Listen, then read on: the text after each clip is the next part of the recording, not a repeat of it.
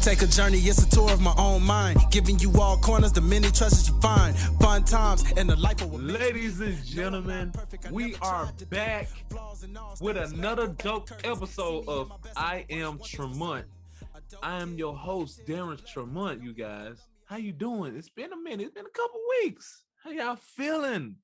It's a new season. Well, we get into a new season. It's September. The fall is creeping, it's creeping up on us. Summer. Hot boy summer, hot girl summer is almost over. No more sneaky links. No more drinking. Well, out, you know what I mean? Y'all know what I mean. Being out in the public and everything. It's about to get cool. Y'all want to stay in the buildings and everything. So how y'all feeling? Y'all enjoying the rest of y'all summer? Let me know how this been going.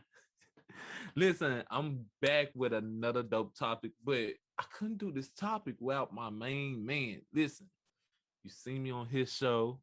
You seen him on this show before. You seen us on Fans. Matter of fact, I go way back. I know this man since I was 8 years old. Ladies and gentlemen, I got my Brody back. He's the man of many talents, the jacks of all trades, the man with many names. You know him as Highlight Reel, but I know him personally as my Brody, my brother from Atlanta, from Memphis. You know him, Mr. Dwayne. What's up, bro? How you feeling? Hey, what's up, brother? Appreciate you for putting me over like that, man. I do appreciate that. You know, that it feels good to be back on I Am Tramont. You know what I mean? Mm-hmm. How you doing, brother? How you doing? Man, I am amazing. Celebrate a birthday. Man, hey, ladies and gentlemen. Brother. Hey, appreciate that. Ladies and gentlemen, my birthday was September the 3rd. It was a dope birthday. It was amazing. My girlfriend helped me celebrate. She gave me tickets to see one of my favorite artists. Could y'all guess? I'm just gonna say it. You know, I gotta make a special shout out to my man Derek, because he know if you follow our OTS group on Facebook, you see us debate about this, but I got tickets to see the GOAT of today's hip hop, the GOAT of today's generation of hip hop, Mr. Lil Baby. So my birthday was hype when I got those tickets. I'm a mirror that girl for that. That's just my baby. And also before my birthday, one of my favorite wrestlers came back. And you heard me talk about on Life's About You with Dwayne. Ladies and gentlemen, Mr. CM Punk came back at Rampage, an AEW show that comes on every Friday night. So since then, always to now, it's been an amazing couple of weeks. Been celebrating like crazy. Dwayne, how about you? How you been feeling, bro? Man, I've been feeling good, feeling great, feeling good. Man, just grinding it out, having fun, loving life, doing a lot of things, working on a lot of things, and working on some stuff and play. Maybe with a special announcement for everybody when the show's over. You know what I mean? But just working on a lot of dope things, man, and just taking things one day at a time. Football season's back, like you said, we in the fall, fantasy football is just underway. So it's just a lot of fun times right now, man. We embellishing in the moment, if you will. So here we are. Yes, we are. Football season, man. Speaking of football season, bro, even though my team lost, it's the fact I'm proud of them. For one reason, we kept up with the Super Bowl champions. Ladies and gentlemen, I know I might catch heat for this. You might spam my DMs and everything with this, but I'm a Dallas Cowboys fan. But I'm a real Cowboys fan. I'm not finna say we going to the Super Bowl. No, be real with our fan base toxic. They like to say we go to the Super Bowl and we lose and they want to cry. No, I'm a realist. But I'm proud of them. Even though we lost by 2 points, I'm proud of them because a lot of people said it was going to be a blowout. Oh, Tom Brady going to destroy us. And we came out there and did what we were supposed to do. So Dwayne, I'm not in the fantasy football league. I don't know how it works, but if y'all put something on Amari Cooper or any yards on Dak Prescott, I know you guys were satisfied. Even though the team took the L, actually, that game was so good. I like the Buccaneers. I was happy for them. You know, I talk shit about Tom Brady for a long time, but that game was amazing, man. It was amazing. It was. It was. CeeDee Lamb was in my fantasy lineup. Amari Cooper Ooh. was in my fantasy lineup. Dak was somebody I had thought about getting, but I didn't pick him up, even though I should have. I had a feeling he was going to show people that he still looks good. And he doesn't just look good; he looks great.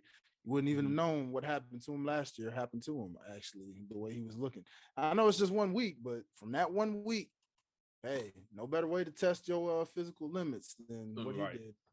He looked good. Right. But, yeah, good little start. The rest of the week's gonna determine how this is going today for your boy. But some promise. Now my team unfortunately took a big L, but it's week 1. You got a lot of retract, just build it up, see where you went wrong, get ready for next week. You know what I mean? So it is what it is. At least we got a first loss. I'm cool with it. Sometimes it's better to get your first loss than your first win. Sometimes. Sometimes, not all the time. All the but time. that's a perfect. It's a learning thing. Speaking of learning, that's a perfect transition to the main topic we are talking about today. Ladies and gentlemen, the main topic is WWE. We have a problem. So, ladies and gentlemen, if you haven't been keeping up, if you've been living on the rock, there's a brand new company called All Elite Wrestling. Now, this company was founded by Tony Khan, but they have Cody Rhodes. If you know, everybody remember Cody Rhodes. He is the son of Dusty Rhodes, the brother of Goldust, aka Dustin Rhodes. If you remember him, his days in the WWE, he was in a phenomenal trio with Randy Orton, Ted DiBiase Jr., and they went by the name of Legacy. They took over 2009 all the way up to 2010 before the group split. You have Kenny Omega, one of the biggest names. Well, I guess you can't consider New Japan independent. They are, because New Japan is a great company worldwide. But at that time, Kenny Omega was probably the biggest household independent wrestler name in the entire wrestling industry. In the past, let's say 10 years, Dwayne? We can say that in the past 10 years. Yeah, followed by the Young Bucks. All of them created this company in 2019. But before we get to that, back in 2018, they held just a regular, nice wrestling pay-per-view called All In. That was like their test. They waters to see if they could do a company, and the show was phenomenal. And when I say phenomenal, you had Cody Rhodes win the NWA championship. Seen Omega and Jericho interact with each other after Jericho appeared at the end of their match. It was just a phenomenal show. You seen Rey Mysterio on there. You seen all these big names on there. Then January of 2019, in the same city, if I'm not mistaken, Jacksonville, Florida, WWE was having a show right down the street, and they announced All Elite Wrestling, AEW. Now, AEW, of course, they had their first pay-per-view called Double or Nothing. That pay-per-view in 2019 called Double or Nothing by AEW. It gave us a feel of the company, which we saw Jericho versus Omega. To me, their match at New Japan was better than that one. We could debate about that. Right. But at the end of the match, this shows us, at the end of their match, they showed us, okay, pay attention to AEW. We seen the debut of Jon Moxley. Now, Dwayne, by you seeing that pay-per-view, Double or Nothing, mind you had Cody versus his big brother Dustin. You had Kenny Omega versus Chris Jericho, and then you had the debut of Jon Moxley, which he just left the WWE probably like a month prior as Dean Ambrose. No release. He just let his contract expire. He could show it anytime. What was your feeling when you seen that pay-per-view? What was like your mindset? Were you like, okay, AEW is the company we need to watch? Or you were like, okay, I'm intrigued now. So what was your mindset by watching that pay-per-view, even before the pay-per-view, the lead up from them announcing in January, or back in 2018 when they did the All In pay-per-view? What was your your feeling about them? That was a feeling of excitement, like, we actually have an alternative now. Hmm. Competition, we'll see. Very young, right? You can't go off too much. It was kind of just a wait and see. But seeing Moxley, seeing how the crowd reacted, seeing, like as you mentioned, that was fresh off of just letting his contract ride out, um, showcased the fact that, again, this is the alternative not just for us as fans. This is the Mm-hmm. alternative for wrestlers. They finally Mm-hmm. have another destination that they can go to. So, okay, I'm intrigued. Let's see how the rest of this plays out in the next 2 to 3, 4, 5 years, right? Mm-hmm. From this starting point. But an awesome pay per view, put on a great match, great pay per view and show as a whole. But again, indie shows do that. Other promotions do that, Impact, right? Ring of Ring of Honor, Honor, NWA. Yeah, Mm-hmm. MLW. Like, there's so many that do that. So it wasn't the quality of the matches, but more so just to see the first official jump ship and knowing, okay, let's see how this goes. Mm-hmm. Somebody from WWE that we already know out of our minds have made their way into this new company. Now we get to see where this new company is really going to go. So yeah, that was kind of like my first impression. Just knowing, like, hmm, we're headed somewhere in the right direction. And for me, it was like a mixture of what you said, and also me was like, I didn't want to be disappointed. We saw how Impact went. Impact did the amazing thing until certain people interfered. And that Mm-hmm. was my biggest fear that, okay, once they get this coming jumped off, even though it's though, like I said, they 2 years in right now. You never know what's gonna happen. But the way Tony Khan is speaking, he planning on to bring on people who destroy the business like past people. But Mm-hmm. when that mindset, okay, we saw what happened to TNA in 2010. You saw what happened to all these other companies, saw what happened to ECW. I was in that mindset like, okay, I'm gonna check them out, but my main focus will always be WWE. Now, you can say what you want right now, but WWE will always be that company for you, no matter how old you were. I don't care if you was there for the golden era, the attitude era, the ruthless aggression era, or the PG era, because there's a lot of people I met who are wrestling fans. They didn't start watching wrestling until like 2009, which was the PG era. Right. No matter what you feel as a wrestler, WWE was the it spot. No matter backstage politics you heard, no matter how much people had heat or trash coming, WWE was still that it place. But Mm-hmm. for me, for one, what triggered me about Kenny Omega, I always knew about Kenny Omega over the years and everything. What got my interest, when Cody left the company. And I kept up with Finn Balor when he was over there in New Japan interacting with Kenny Omega, when he got kicked out of the group, when AJ Styles that's why I really mainly focused on Kenny Omega. When he kicked AJ Styles out of the Bullet Club before AJ Styles made his debut in WWE. But it was still Mm-hmm. like that. And what Mm-hmm. made me say, okay, Kenny Omega's that guy when Chris Jericho left the WWE to have that match in New Japan. Mm-hmm. So for me, it was like, okay, so when Double or Nothing, I think I was only interested in those two matches, Cody and Dustin. I almost turned the match off because when I seen Cody destroy the throne, I said, Mm-hmm. okay, you taking a shot, Triple Mm-hmm. H, Yep. WWE. Yep. I was like, I didn't want this pay-per-view made me think of WWE, made me think of something different. Give me something different in wrestling. Okay, New Japan got their own era. Impact Mm-hmm. before Hulk Hogan and Eric Bishop got there, Impact had this own thing. I think the only time they would mention WWE was like when Billy Gunn and Rodo was over there dissing DX at that time. They Mm-hmm. had their other moments, but it wasn't as much. Mm-hmm. This y'all threw that right after way. I was like, okay. But as a fan of Cody Rhodes, my cousins, if they listen to it, they'll tell you I was a huge Cody Rhodes fan. Especially when he won the Intercontinental title. I remember when he debuted with a Hardcore Holland, they became the tag team champions.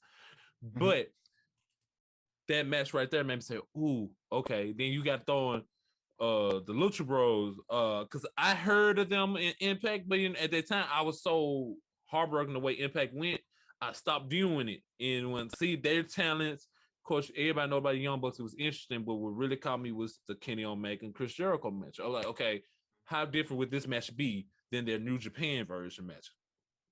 Again, even though I prefer the New Japan match more, they still tore the house down. I was like, okay, cool. It gave, like you said, I'm gonna keep my eyes out. But what really hooked me was the debut of Dean Ambrose, aka John Moxley. When I seen him coming down the crowd, I was like, shit is about to hit the fan. Like you, Dwayne, I was saying competition, maybe, but it was like the fact, like anybody who knows me in the wrestling industry, even people when I was trying to be a wrestler, even my trainer, I told him the guy I studied was Dean Ambrose, aka John Moxley. So to see him over there was like, nah, I got something I can really hook my teeth into. Yep. Time goes by over the months. You had Fight for the Fallen, you had those different things. Mm-hmm. And when they were doing the shows before the actual AEW show debut on TNT, I was like, okay, it's cool. I'm still getting this weird feeling. Mm-hmm. Then when AEW announced they had a television deal with TNT, mind you, wrestling has been on TNT since WCW. Mm-hmm. That's like 20, 21 years ago, you guys. When they announced that right there said, oh shit. So Dwayne, how did you feel when they announced that TNT was giving them this platform to showcase this new opportunity of professional wrestling? Like you, it was that same feeling. It was giving me the WCW vibes. I do remember the very first day. It was counting down to the day they were finna debut on TNT, and I just remember me and a friend, both being excited, knowing that, hey, they're debuting on TNT. This is crazy. And how we couldn't wait to watch that one night. And even from the moment that night opened, from the roar of the crowd, hearing Tony Schiavone, which gave you that nostalgic WCW vibe, Yes. and seeing how things went, just said, man, we are really, really in for something here. Still wondering if, like, okay, competition maybe, but getting a little closer to that competition word because it's on national television now. Like, this isn't like how Impact Wrestling, when it was TNA at the time, they were on TNN, Spike TV, which was looked at as competition to a degree network wise because that was once WWE's playing field of a network. But you still, TNT though is like a network that is Turner, you know what I mean? Yeah, Ted Turner. And the same type of Turner production that went one-on-one with WWE and beat WWE. So again, those vibes were coming back of, are we about to get another war? Let's see. On this same network, we'll see. Like, is the 90s coming back to full fruition? Like that kind of deal. Like, yep. I do remember those Monday Night Wars pretty frequently. So it was kind of cool to think, could this happen? On TNT, like they're on the network that the NBA is under. So it's like, eyes are gonna come, and they're gonna get casual watchers. They're gonna get hardcore fans who are sick of WWE and just straight stuck on AEW.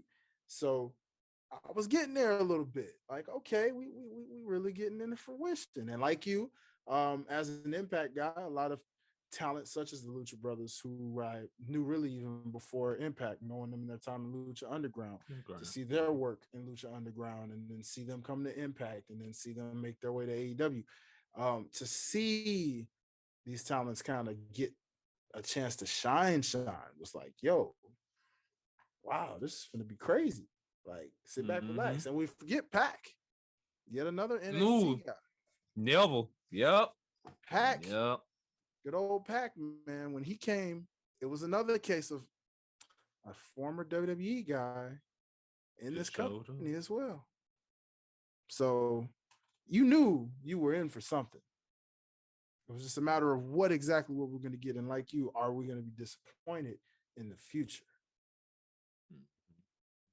You see, and that's why I kind of took my time with it. Because, like I said, as a WWE guy, I'm not just gonna say mine. What me and Highlight is talking about right now, we are really talking about 2019 before the coming Evil David. We talking about right now. We looking at January all the way to when they announced they were going on TNT. They say August. This is the time frame we got you guys right now. At that time in 2019, I was pissed off with the WWE, but not completely. I was pissed off with the WWE's main roster. What was keeping me in WWE for so long was NXT, which keep up was, if you, like I said, if you haven't been keeping up with wrestling for a minute, NXT gonna be an important topic in this conversation of why WWE we have a problem because of AEW. I was still with NXT. I mean, going to shows, going everywhere, anything dealing with NXT. When they came on Tuesdays, when they did special broadcasts on Wednesdays, Thursdays, because at the time NXT used to come on Thursday on the WWE Network. But when they did anything special, like NXT Takeover Chicago, NXT Takeover Fatal 4-Way, anything NXT, I lived it. NXT T-shirts, NXT live events in Memphis, anything dealing with that brand under WWE, I was with it. That saved me from the main roster. Now, was I completely done with the main roster? No. Let me explain why. This is why I was not completely done with the main roster. I was completely done with Monday Night Raw. SmackDown at that point, in 2019, SmackDown was getting their stride back. If you guys go back, when they announced the second brand split of the company in 2016, even though WWE promoted Monday Night Raw as the A+ flagship show of the company, you know, that A show, SmackDown was on fire. This is why. If you go back and look at their roster in 2016 on SmackDown, you had Dean Ambrose, who we mentioned multiple times, who actually left the company and went back to his former name, Jon Moxley. AJ Styles, John Cena, Randy Orton, Becky Lynch, Alexa Bliss, Bray Wyatt, Dolph Ziggler, Baron Corbin. The list goes on. Carmella, Nikki Bella. Just a group full of talent. Miz, Maurice, Daniel Bryan as the general manager. All these guys made SmackDown the A show to the hardcore fans. Let's go about it over the years. Even the first brand split, SmackDown was destroying Raw. But WWE kept promoting SmackDown as the B+ show. In 2017, this win, my love for the main roster went to shit. All those superstars we just named, I just named, all these superstars I just named on SmackDown, by April, after WrestleMania 33, by like 2 weeks after that, all these guys you heard me name, they moved them to Raw. You know why? Because SmackDown was kicking Raw butts in the ratings. Now, you will think, well, Darren, if anything, that should help Raw. No, it didn't. It got crappier. Same matches every week, because SmackDown, though they had those guys over there, it was different. It was a different vibe, different camera angles, different storylines. You go on Raw, it was the same shit, same shit, same shit, same shit, same shit, same shit. That's when my love for the main roster died, because they killed off SmackDown. They killed the specialness of SmackDown during the second brand split. 2018, they tried. 2019, SmackDown slowly came around. The reason I said it, because they ended up getting Roman Reigns over on the brand. They ended up getting Samoa Joe over on the brand. AJ Styles was still there before he got moved to Raw. You had all these important fields. Jeff Hardy was over there. Everything was amazing.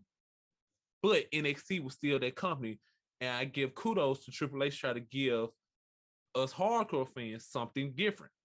So, when AEW announced they was going to be on TNT on Wednesday nights, the WWE had decided, well, let's take, everybody loving this AEW thing, everybody loved the independent field. Well, we have that with NXT. So let's do this. You heard Dwayne mention back in the 90s, it was a war. Back then, it was the Monday Night Wars, WCW Monday Night Nitro, and WWF Monday Night Raw, competing for the ratings. So, what's the first move WWE did when they found out AEW was premiering on Wednesday nights on TNT? They decided to take their version, which is NXT, take it off the WWE network, which, in my honest opinion, Dwayne, while I want you to know how you feel about that too, but they took their biggest thing off the WWE network, took it off, and put it on the USA network at the same time. TNT, AEW, Dynamite came on, well, if you in my time zone, at 7 p.m. WWE responded back with that NXT, USA Network, 7 p.m. And then also to compete, NXT used to be 1 hour on the WWE Network. When they found out AEW show was going to be 2 hours, they made theirs 2 hours. So now we got the war again. It's the Wednesday Night Wars. Everything interesting. You got to think about AEW, like we just said. Kenny Omega, Cody Rhodes, the Young Bucks, former WWE stars, Pac, excuse me, I would like to call him Pac, but Pac, John Moxley. NXT, you had Adam Cole.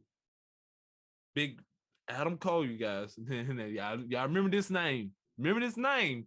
This is why we're going to say WWE, we have a problem. Adam Cole, Keith Lee, Pete Dunne, all these amazing talent. NXT was made. Johnny Gargano, Tommaso Ciampa. You got these headliners. Now, in your mind, if you like, who is these people? Now, I understand you casual people who haven't watched for a minute. Hardcore fans, when you hear this, when you hear these names, you think this is awesome. We're finna get a war. Because I know me, when they both announced they both was coming on the same night, the excitement of going back to forth, both channels.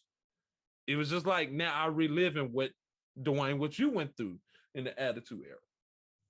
Now, well, all I said, Dwayne, what was your feelings coming up with this? How you feel about WWE taking NXT off the network? How you feel about, were you in the same mindset with me? Okay, the main roster is done, because I know you had your other outlets. You had Impact Wrestling.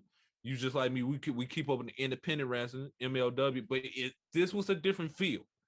No disrespect to those companies. You know, Impact is established, but you know what they've been through. Just with this, what was your feelings towards the main roster at that point? What was your feeling about NXT coming off the WWE network to compete? And what was your expectations when you heard about the Wednesday Night Wars? Honestly, so for me, I didn't really want them to. I really didn't want them to. I didn't mind that they moved it off of the network, although I do wish they would have just kept it on the network, and or kept it on the network, and you could have had it on live TV if you wanted to do it that way. But the 2 hour thing wasn't necessary, honestly. You could, NXT was golden mostly because it was 1 hour, which is kind of ironic because you know AEW takes that formula a little later, as we'll probably talk about. But the 1 hour was just a golden thing for NXT. You didn't see everybody every week. You didn't see, there was some people you probably wouldn't see for like a week, 2 weeks. Then you see them back continuing the storyline, of course. But you know, you didn't see everybody weekly. So it was like something different with the big roster of young talent and young people. Um, did I think it was going to compete? I was excited for that, just to be like, all right, cool. You know, why not? You know, competition is good. Let's see. You know, I thought it was exciting in a way because it was like, well, this is NXT, which we love. This is AEW, which we're intrigued by. This should be interesting to see who's going to be. Are we going to be torn? Are we going to watch them both at the same time? Or are we going to watch one now and watch one later? You know, especially in a stream like generation where people use DVRs, people use Hulu, people use the WWE network and all of these different things to just kind of stream what they missed. So the competition part was kind of like, don't know how to feel about that. I don't know how to feel about if NXT can compete versus the main roster, but again, NXT was the better show. So of course the better show had to be the one to compete with AEW. But that inevitably ended up just doing not as well as people would have hoped, because I think it would have performed better had they been on separate days. But again, with the whole wars thing, you knew fans were going to make it a war. They did. And unfortunately, the result of that war was not in favor of NXT as much. Some weeks, most weeks, I should say. Some weeks they did edge out with a win, but most times it was AEW continuing to just get those rating wins. Mm-hmm. And I agree. Let's go ahead and jump forward since we brought up the ratings. Now, that first week, I was excited. You had not only that, you had a full week full of wrestling. You had Monday Night Raw. Yep. You had, at that time, SmackDown was on Tuesdays when AEW first came out, because SmackDown didn't go back to Friday, so October of 2019. So you had Monday Night Raw. You had Tuesday Night SmackDown Live. At that time, that was the name of SmackDown. Wednesday, you had The War.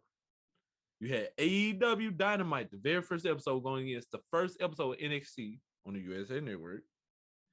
You had NXT UK coming on Thursday, also with Impact. And then you had New Japan coming on Friday in the States. Mm-hmm. So just hearing that lineup, you were like, this is an amazing fucking week of wrestling for a wrestling fan. And I remember when Wednesday came, I went to work and I came home by like 4:00. I'm like, okay, I'm not doing nothing. It's NXT, WWE, and AEW. Let's get it. I'm trying to see what I'm gonna expect. So I tuned in to AEW first. When 7:00 hit, I tuned in to AEW first. The intro, the pyro was amazing. The first thing I shitted on when I seen it was the set. And I said, oh, this is TNA Impact, but just together. When I seen the stage, you remember how Impact introduced the two different entrances. When I seen, I was like, oh, okay. And so I went back to NXT, and you seen the Street Profits with Wale. So I was like, okay, which one I really want to watch the most? As me, look, Dwayne can tell you, I'm a huge Street Profits guy. I met Montez Ford and Angelo Dawkins multiple times when they came to Memphis. I seen Montez Ford wife Bianca Belair, met him. The energy is on point, and I still say today, Montez Ford is the Rock. He is this generation Rock. If he just put in work, as much as I hate to see him turn heel, when he eventually turns heel and then turn back face, he will be the WWE's new version of the Rock. It's just the way how charismatic he is, how smooth he is in the ring. It gives you vibes of the Rock and Randy Orton, how smooth he is. But I digress. That match was amazing. You've seen the Street Profits versus the Undisputed Era of Bobby Fish and Kyle O'Reilly. Amazing match. Amazing show. Switch back to AEW. You see Chris Jericho. He brings Jack Swagger with him, another former WWE superstar. Sammy Guevara. LAX over from the Impact. So it got those vibes. It brought new eyes to me because I never seen a match from Sammy. I knew of LAX. I know about the first the first edition of LAX back with Hernandez. Pride and Powerful. Proud. There you go. It's Pride and Powerful. Pride and Powerful. LAX is specifically an Impact tag team. True, you got a point. You're right. I just want to give them their flowers for what they did in Impact, But yeah, you're right though. It brought eyes over to them. Like with Sammy, I never heard of him. I never knew of him until I turned in and seen him on AEW, and they made me go back to see his other work. Of course, I knew about Jack Swagger. Everybody knew about Jack. He had one of the first 2 years of his run, he had like a Sheamus type run where they instantly put the ECW title on him and instantly let him win Money in the Bank and instantly put him on the World Championship spot.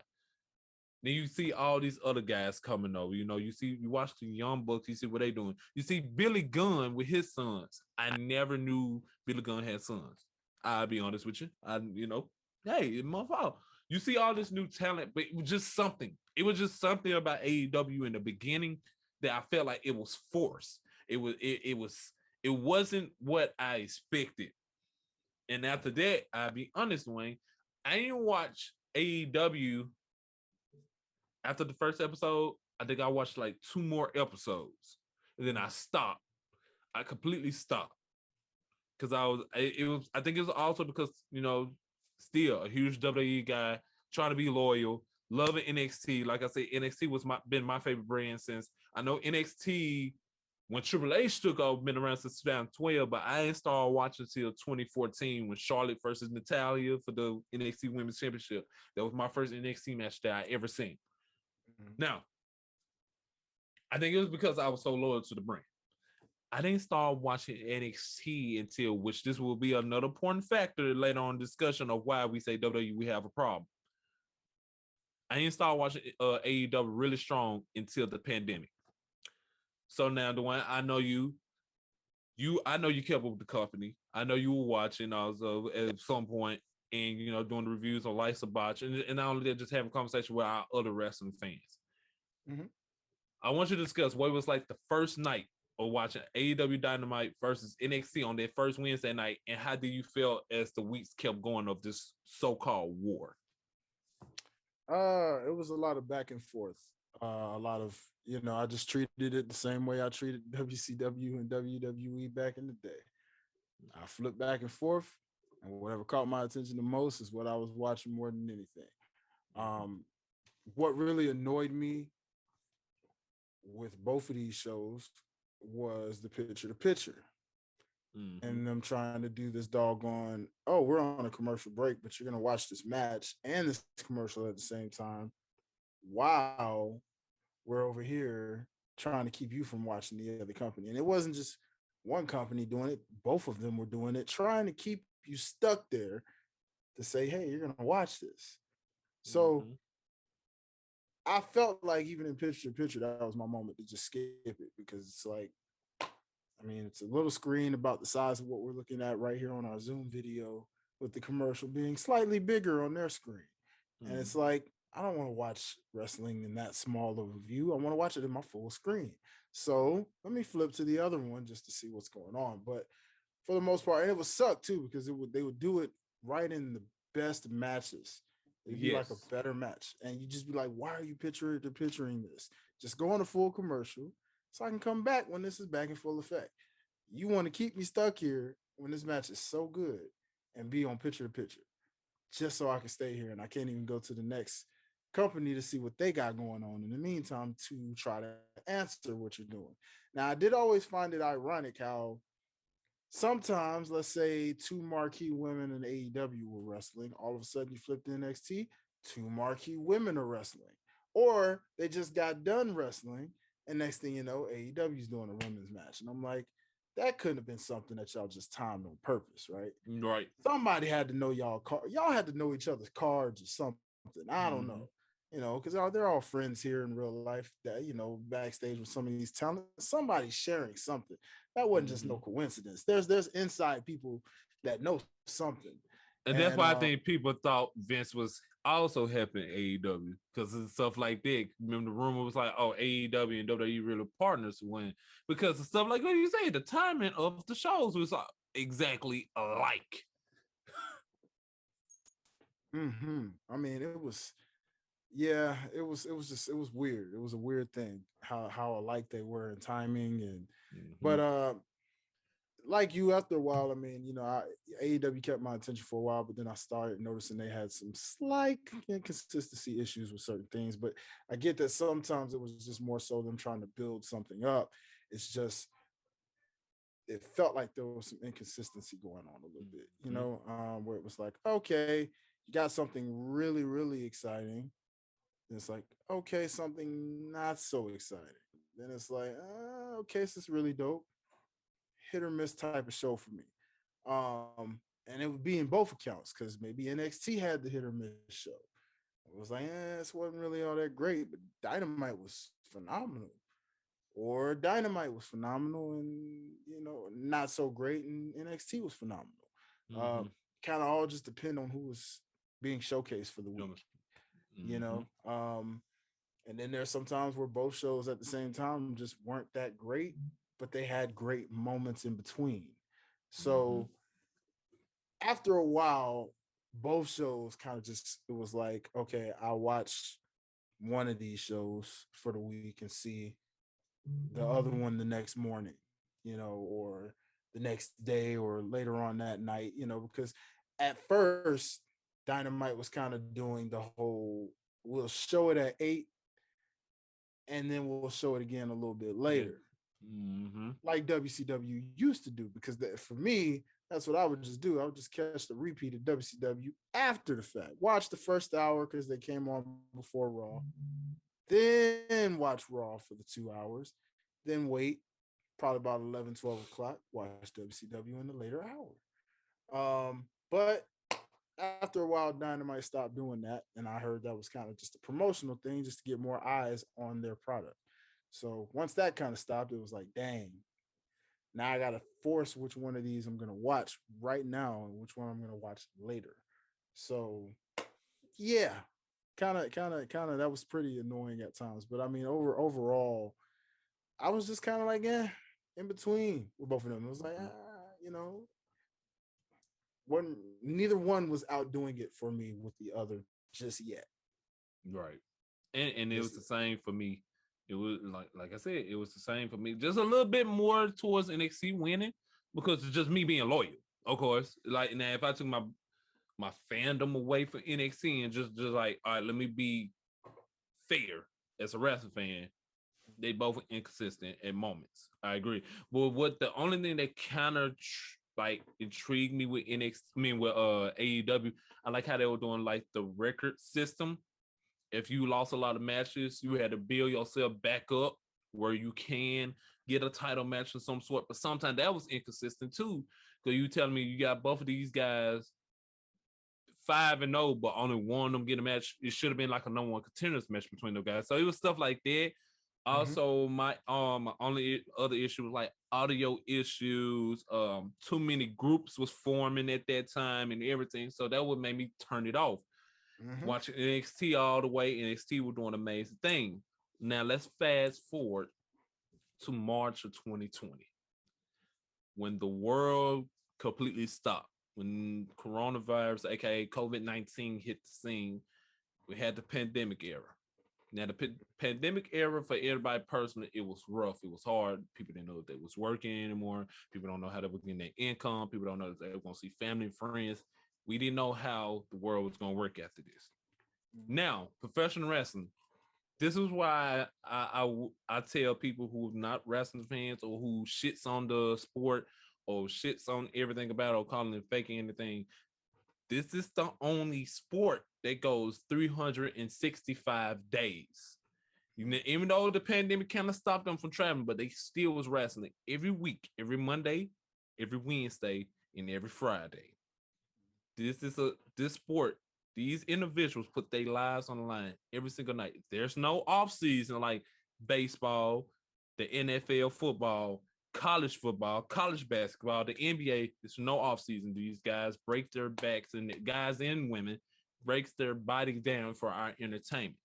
So I know this pandemic era was really hard for them without us being in attendance.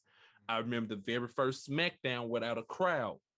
It Yeah. it it was rough. It was different. It was tough to watch. It had its moments. You had the bright moments of Triple H on the commentary table with Michael Cole, but the matches, it was like the come on, and it was just quiet, high moment spots. It was just weird. We didn't know we were gonna have WrestleMania. We didn't know how AEW was gonna do these shows. It was just weird. But watching that first SmackDown was like, wow, will wrestling ever be the same again? You know what I mean? And then see how AEW, but this the thing, this is why I say this right here, March of 2020, pandemic era was like a boost for AEW. Both companies were doing the same thing, wrestling in empty arena, even though AEW did have their wrestlers as the crowd. They gave AEW the advantage. when you're watching Raw and SmackDown, and know what, and let's not take the disrespect. Like, no, I'm not shitting on WWE during the pandemic because they gave us fucking entertainment. I mean, WrestleMania, Kevin Owens didn't have to do the spot when he dropped off the WrestleMania sign on Seth Rollins in an empty fucking arena. He could have just said, "No, I'm gonna stay with my family," like Sami Zayn did.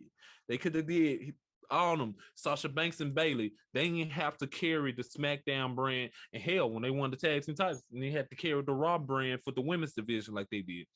WWE had their moments too, ladies and gentlemen. So I don't want you to think, even though this topic is WWE have a problem, I'm not just gonna completely shit on them. They had their moments. They did have their high points during this pandemic era. Like Drew McIntyre, felt bad for him because their reaction at the Royal Rumble when he won, just imagine a crowd during that whole reign. I felt bad for him. But for AEW, it didn't feel awkward. WWE, it felt awkward without the crowd, even when they piped in the sounds in certain matches, like the Edge versus Randy Orton, the greatest wrestling match ever, as they promoted it. The sound effects was weird, but with AEW, they piped them in, but they also mostly used the wrestlers around. It didn't feel, AEW had a better feel. And I also feel like this pandemic helped AEW say, okay, let's do a reboot. We got too many groups. We're doing the same matches over again. We're going by this record system, but it's not really working. We've been inconsistent. We'll start a feud. Next week, nothing about it. Let's refresh. Let's restart. And that's when my attention was caught with AEW. Now, Dwayne, this pandemic era, do you feel like this was a boost for both companies, or do you feel like it helped AEW more?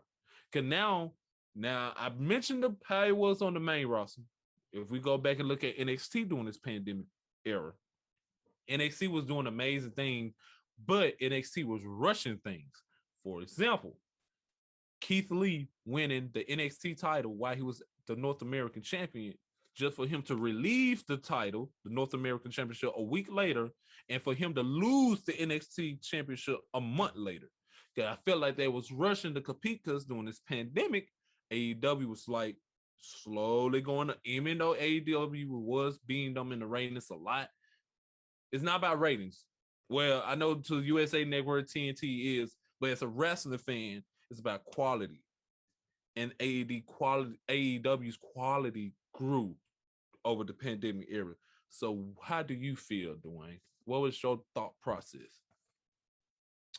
It was real hard to really just get into either one during this time because of the lack of fans. But with AEW, I will respect that I think they handled it better in terms of how they managed to make it feel somewhat normal. Because WWE to me, I felt like was trying to copy AEW after a while. You went from complete silence to shoot. I actually suggested the piped in noise, but I suggested that after the very first week of doing what they was doing with just nothingness.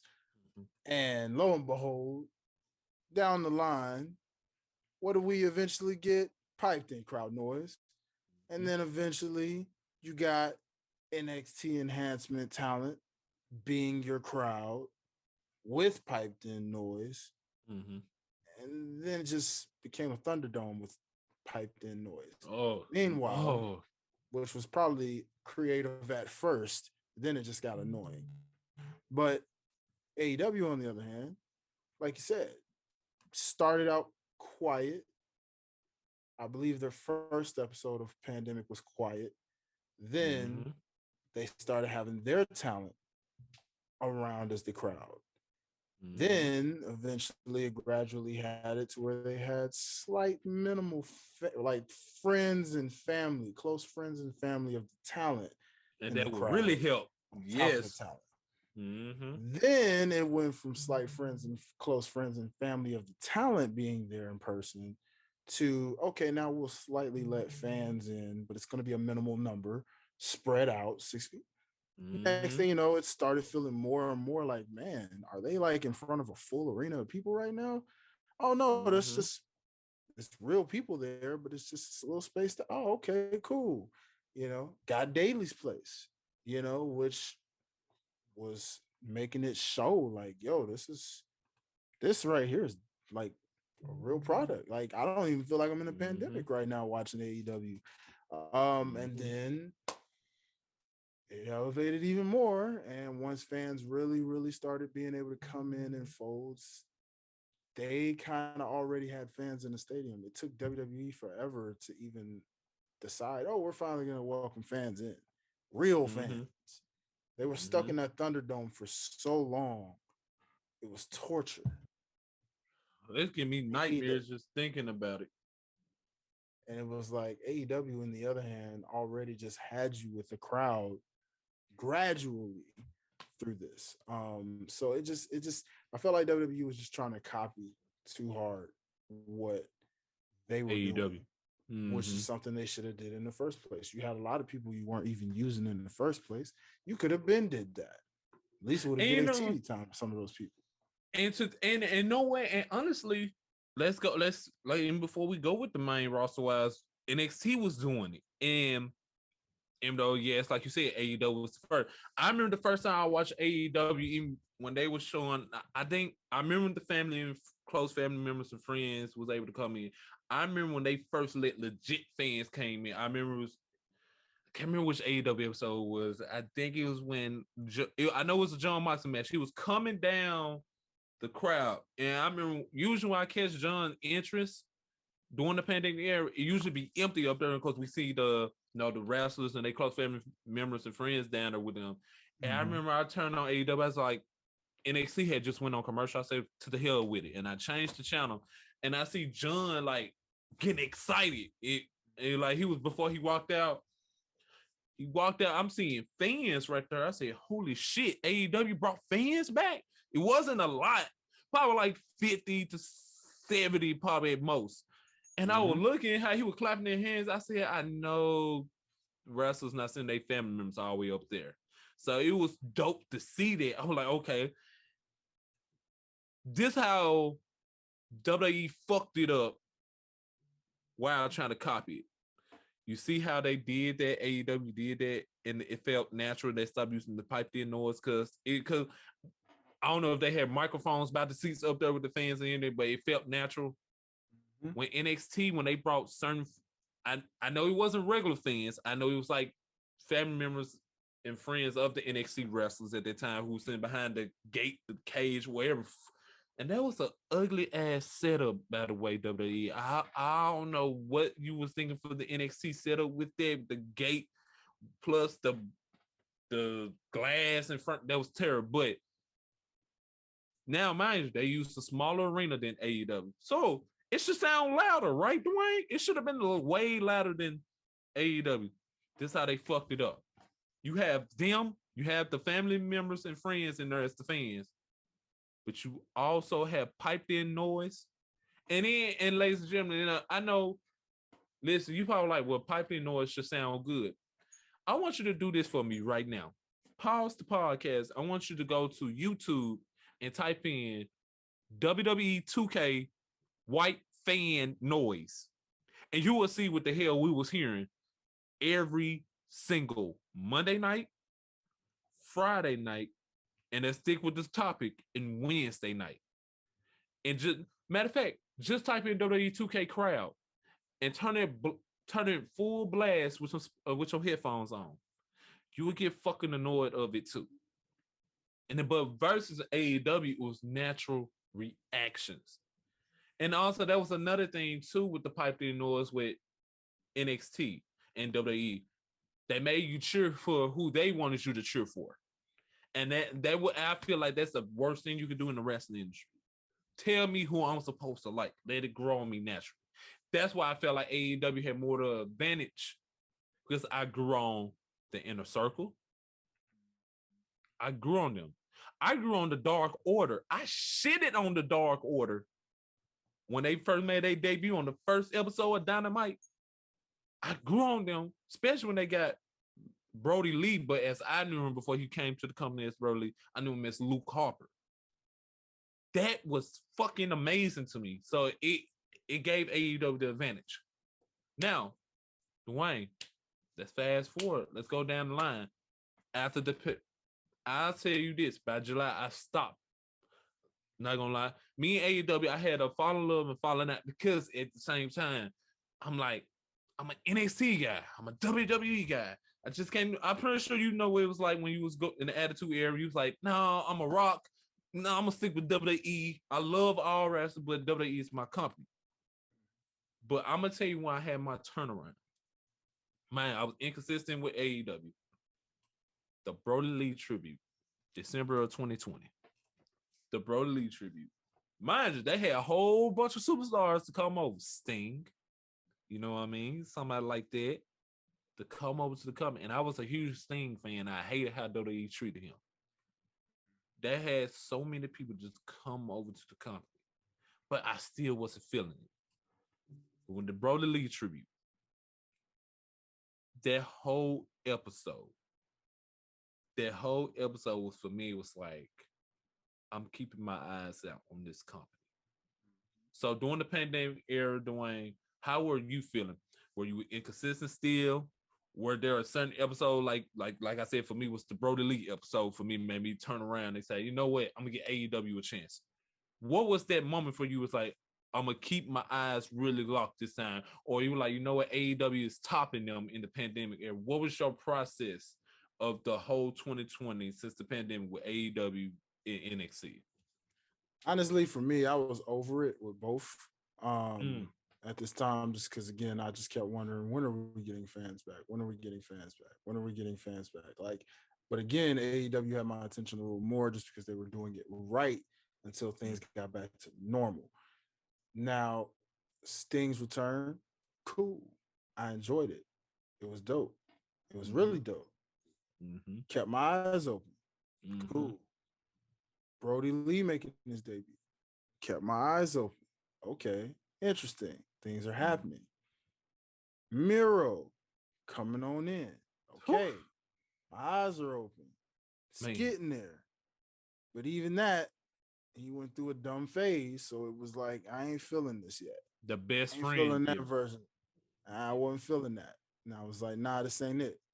You know, and but still knowing that he's there was like, okay, they're getting there, they're building something. But that's when it was making me mad with stuff like that, because it was like, I don't like the way they're using these guys just yet. And then I thought AEW was pissing me off because I didn't like the way they were using big guys or barely using big guys. And it was like, okay, well, your big guys some shine too, you know. They need some shine, you know.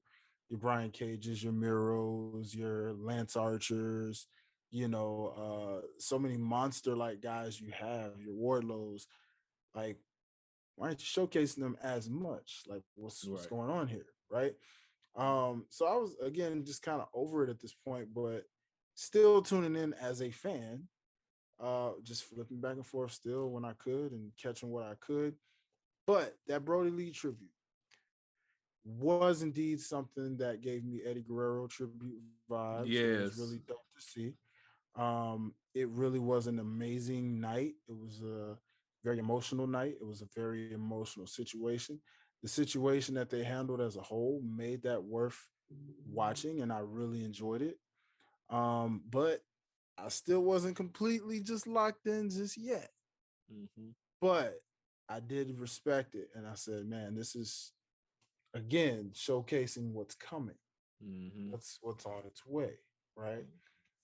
The family aspect that Tony Khan speaks about showcase this is exactly where it's headed. It's family. It's family. Yeah. It's family. And all right, ladies and gentlemen, now we finally get to the point where I could say the main topic again, ladies and gentlemen. We gave you this information in case you haven't kept up with wrestling or you just haven't kept up with AEW.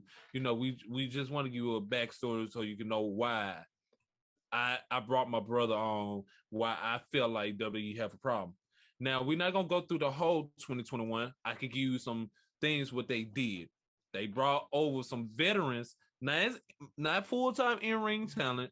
They brought in veterans to help out the product to receive more eyes, help on the commentary, to help backstage, to help to be coaches, to help scout more talent in independent scenes and bring people over. People like Big Show, that signing was fucking random to me because if you watch a month before he signed, he was just on Monday Night Raw. Mark Henry, the world's strongest man, a guy who was willing to retire, even though he really didn't want to, a guy who was willing to retire to help WWE find more talent to help carry.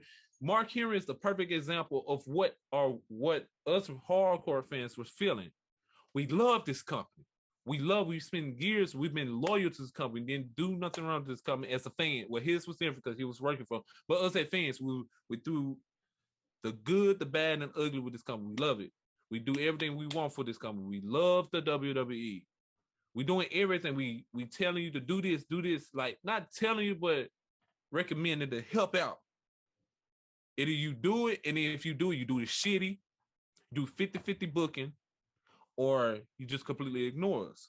So when Mark Henry signed with the company, I knew then AEW finna get some fucking time. Mind, Mark Henry helped WWE find Bianca Belair. He told WWE to push Daniel Bryan. He was telling WWE to push CM Punk. He was telling them everything. He was telling them how NXT would be the number one brand. Mark Henry was a huge supporter of the industry. Even because he was a WWE guy, but we kind of had that feeling he might leave because he was doing Busted Open Radio. He had that platform to work with different people and talk to different people. When Mark Henry left the company, I was like, okay, this one guy I know, he wasn't just with WWE just for the money. He was with them because he loved wrestling. He was loyal. So the fact that he's leaving let me really, like I told you, bro, the Lee tribute was there for me. They helped me. But the Mark Henry sign, it was like, okay, let's keep going. Andrade, one of my favorite, a top tier talent. I had an interaction with Andrade when NXT came to Memphis.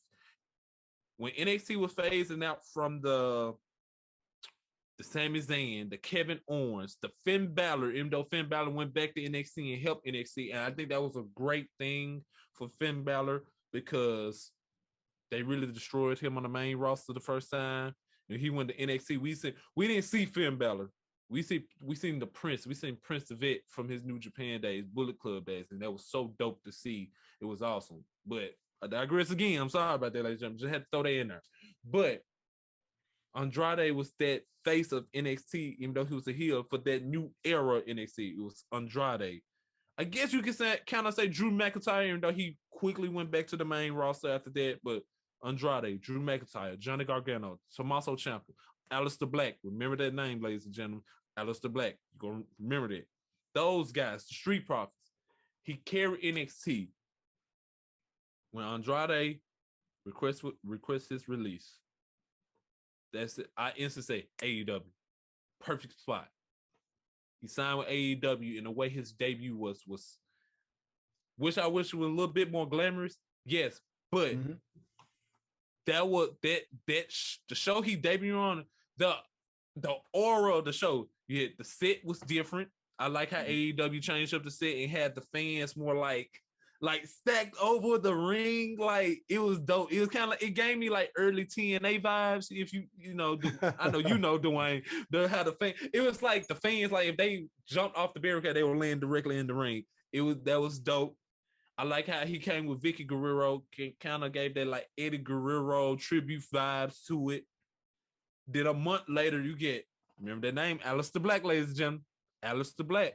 He debuted with the company. Now, Dwayne will tell you, these were my two favorites of today's generation. Aleister Black and Andrade Cien Almas. To see him on AEW, I fucking knew then WWE had a problem. Even before that, I knew WWE had a problem when they were releasing all these talent, and they said, "Oh, it's budget cuts, kid. We wish you luck in your future endeavors." But go on a media call before a pay-per-view and say, "Yeah, we made the most money this year." WWE, we have a fucking problem.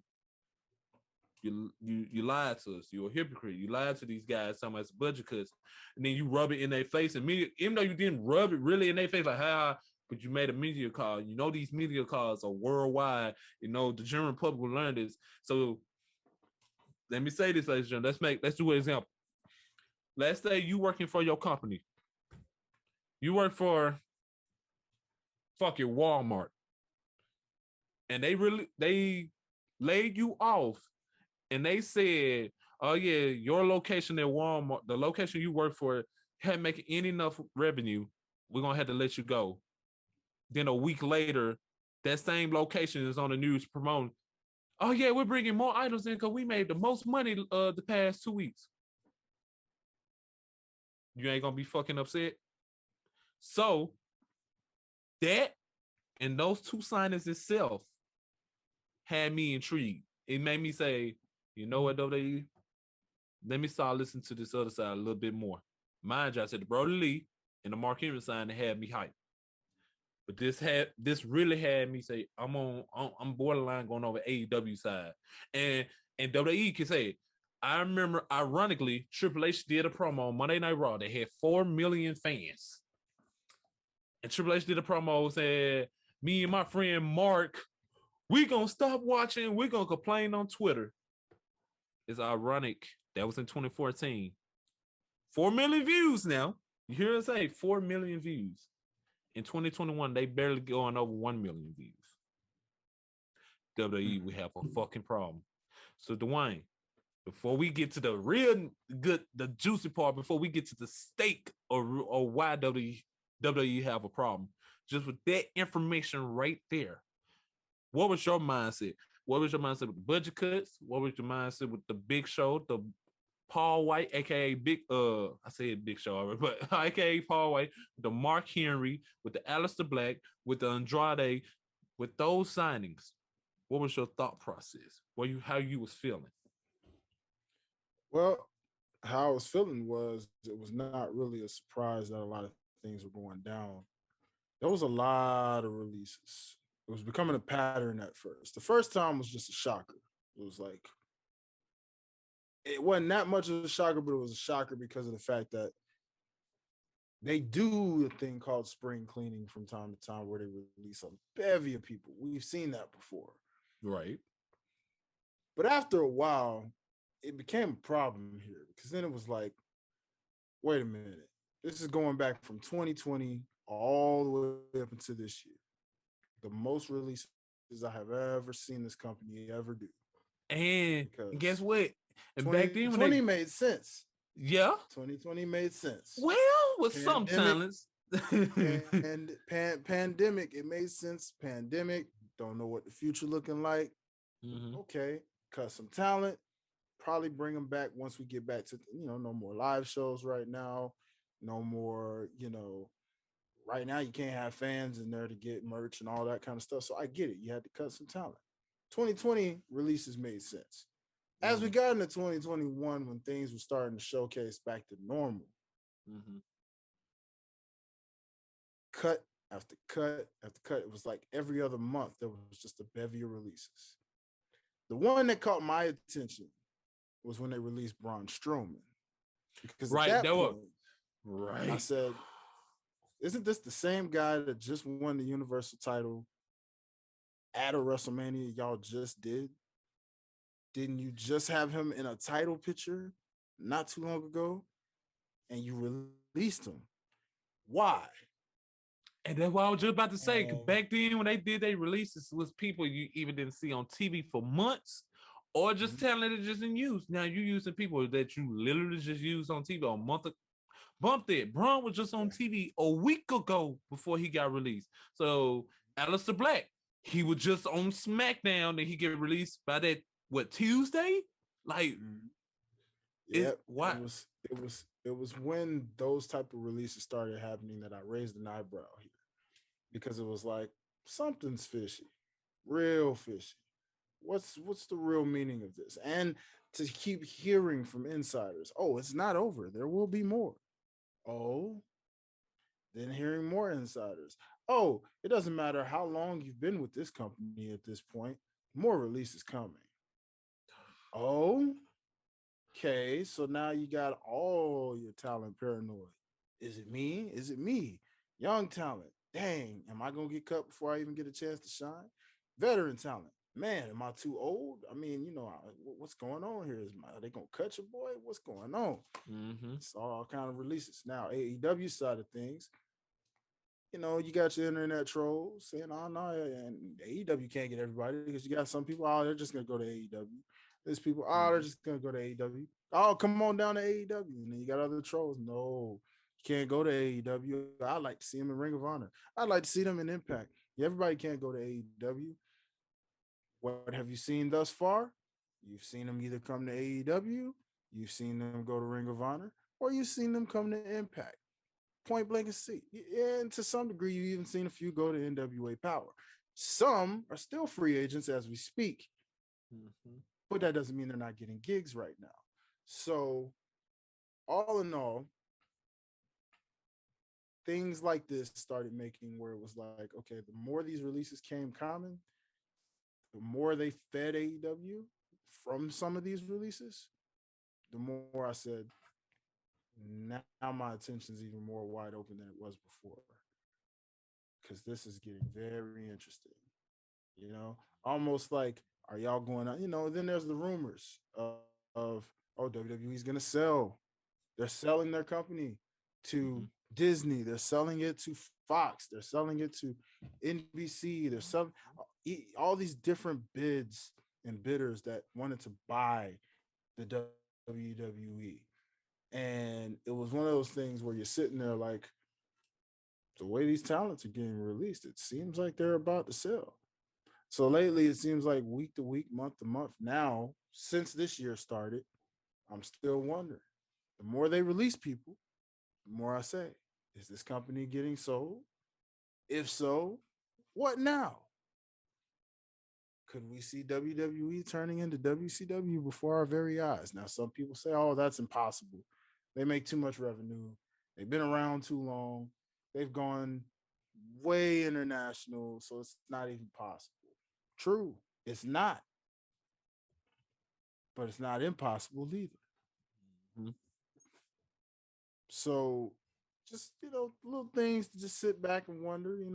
Right now, my mindset has always just been like, if only I could be a fly in the room for a WWE meeting when all of these things are taking place. Being in a WWE locker room with all of these releases when someone gets freshly released after just being on television. If I could be a fly in the room on the wall in an AEW meeting and locker room when they know, so and so just got released, guys. Are we gonna bring them over here? Yeah, we are. Okay. What does that mean with There, the rest of the talent that's been there beforehand? and Huh? that's why I like how Sasha Banks. I just like how Sasha Banks, Liv Morgan, Ember Moon. I just love how anytime somebody they male or female who got released from the company, they don't have their emotions. They say it right off the back on Twitter, or when they debut for a different company, they support them. Now that's the thing that WWE doesn't like, but I respect them for doing that. And to go back what you said, what's the conversations? Okay, Braun Strowman just signed a contract. I think it was like it was a big contract. It was a huge contract. Or barely a year in, you release him. So you can't. Some people are like, well, I go to WWE for the money. Can't necessarily trust that now. And the mindset WWE is going. While I'm thinking what they doing, they trying to release fully established stars because Nick Khan, you heard what he said, and knowing I have a conspiracy. I would like a conspiracy music to come in right here for me. Do, do, do, do, do, do. I want conspiracy music right here. Hmm. I don't know if they too. I don't know. They Hmm. might be. I think the Khan family might be different. They might not be related. But let me think. Nick Khan, Tony Khan are having a conversation. Mind you, they say even though Vince make the final decision, Nick Khan is the president of WWE. He can recommend the name should get released. Let me find out. Tony Khan is the one behind these conspiracy, Hmm. ladies and gentlemen. Conspiracy. But anyway, but Hmm. just the thoughts of that, just like you can't you can't just base money off this no more. It's all about talent. And now it's another guy who really had me locked in. The one, I've been ready to talk about this. He was all about it's not the money for him, it's the talent. He wrestles damn near everybody who's currently in the WWE right now. There's a couple names in there that he haven't. But since WWE going away from Even though they say they are still signing independent talent, it's not their main focus no more. They want to debut. They want to sign people who just have the natural ability to learn how to be wrestlers. Cool. No slack. Get it. But not everybody can be a Brock and Kurt Angle. I just wanted to throw that out there. But AEW signed somebody, a certain individual, which the Brody Lee tribute helped signed him to the company. Ladies and gentlemen, if you was watching wrestling back in 2011, in June, the tail end of June, it's a certain superstar. A certain superstar dropped the pipe bomb. We said, Darren, what's a pipe bomb? I ain't talking about the pipe bomb the military use. I'm talking about you grabbing the microphone and say what the fuck you ever want to say. Like this, like OTS, we get the platform to say how we feel, ladies and gentlemen. This guy is from Chicago. This guy, like he said, he's not a sports entertainer. He was a professional wrestler who damn near died in the WWE. In August, ladies and gentlemen, on AEW Rampage, which Dwayne was saying, which we were going details about a 1-hour show, the very first episode in Chicago, Illinois, the same arena that Michael Jordan made his phenomenal return. Number 45 on his jersey.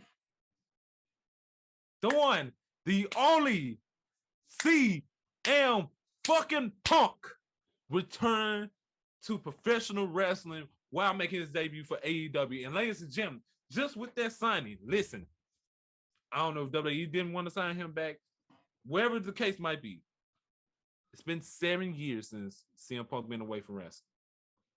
But his name will forever live on. His legacy will forever live on. Go back and watch Monday Night Raw, SmackDown, any WWE event from March of 2014 all the way to now. You will hear CM Punk name get chanted through the arena for years. Now, WWE had the opportunity. This is why Fox is pissed off at WWE. Fox signed CM Punk to be on their talk show called WWE Backstage. He wasn't signed with WWE. He was signed with Fox. But Fox signed him to help WWE. Hey, signed him. Put him on SmackDown. This is going to be awesome. When AEW signed CM Punk, this caused problems for WWE. WWE, we have a problem. The reason we have a fucking problem, because one, the fan base, you losing them. You can say, oh, no, we not. You're barely hitting 4 million. You're barely hitting 2 million views on your weekly television shows now. You got the USA Network and Fox disappointed and upset with you guys. Even though you're releasing this talent is going off to a new platform to do things they begged you for. Aleister Black, he said he loved Vince McMahon. He loved the WWE. All he wanted to be is creative and tell stories in the ring like he was able to do in NXT. But no, you fucking destroyed that. WWE, we have a problem. Like Mick Foley just said in his video, you are not the place that wrestlers want to go to anymore. WWE was the it place in the 90s, the early 2000s, mid 2000s. If you was a wrestler, if you are a professional wrestler before AEW came around, WWE was the it spot for you. No disrespect for Impact. No disrespect to New Japan Pro Wrestling. No disrespect to MLW. No disrespect to any other company who have a nice fan base. Everybody wanted to be in WWE, and everybody wanted to have a match at WrestleMania. But no, WWE, you are not the spot to be anymore. You know why? Because if I'm there in the company, I got to worry about if I'm going to get released or get my match cut due to time restraints. I got to worry about 50-50 booking when I'm white fucking hot. I'm over with the crowd. But no, you want to bury me because I don't fit your mold. Or you just don't hear me out. You have me sitting in catering for 2 fucking years when I was white fucking hot. WWE, we have a problem. That the fact that people not willing to tune in to your shows anymore and want to go watch your older shows. Oh, but you fucked that up with the Peacock. We can't even watch old Attitude Era moments. AEW is fucking taking over the wrestling industry. I'm saying, and Impact Wrestling is coming back around. They getting some major players, superstars over there too. You can say what the fuck you want to say about Zack Ryder, Matt Cardona, but he having a hell of a run. This run is more impressive than how over he was in 2011, which WWE fucking destroyed. Brian Myers, everybody.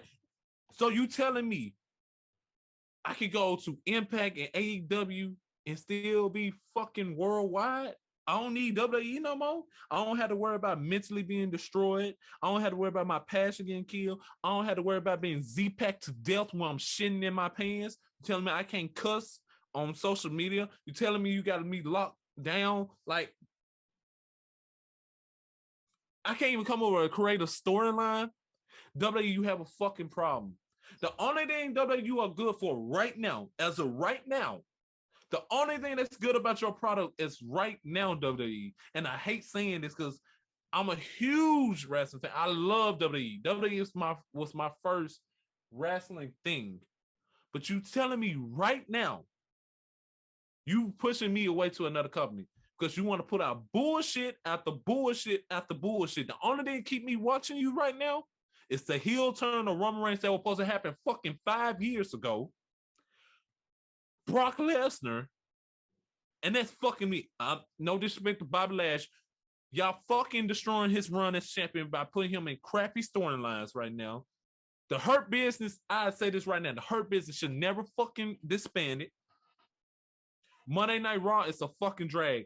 Y'all remember, let's take it back. Let's take it back when you was young. Y'all remember how you used to be excited to watch Monday Night Raw? You remember the feeling of watching Monday Night Raw was awesome? You couldn't wait to hear the theme song to see the fireworks come on. You remember that, Dwayne, right? Remember those days you couldn't wait for Monday like it was a fucking Saturday? Dwayne, how you feel about Monday now? Huh? How you feel wrestling wise? How you feel about a Monday now? The same way anybody feels about a Monday, period. You hate it. Thank you, WWE. That's my fucking point. Monday Night Raw, you can't even stomach it. The fact that you took the NXT champion, Karrion Kross, no disrespect to Jeff Hardy. I love Jeff Hardy. Jeff Hardy is welcome to the cookout anytime he likes. But you have the NXT champion lose to him, and not only that, I know Jeff caught COVID, but he comes back, you don't really continue it. He come back, get a rematch, you lose. Cool, 50-50 booking. Fucking used to that. Now you got him the 24/7 title picture. Mind you, hold on, let's go even further. You putting Bobby Lashley, the most dominant guy on the Monday Night Raw brand, and you got him stuck in the tag team rivalry. Because you had people who could go against him, but you fucking destroyed them or you fucking released them.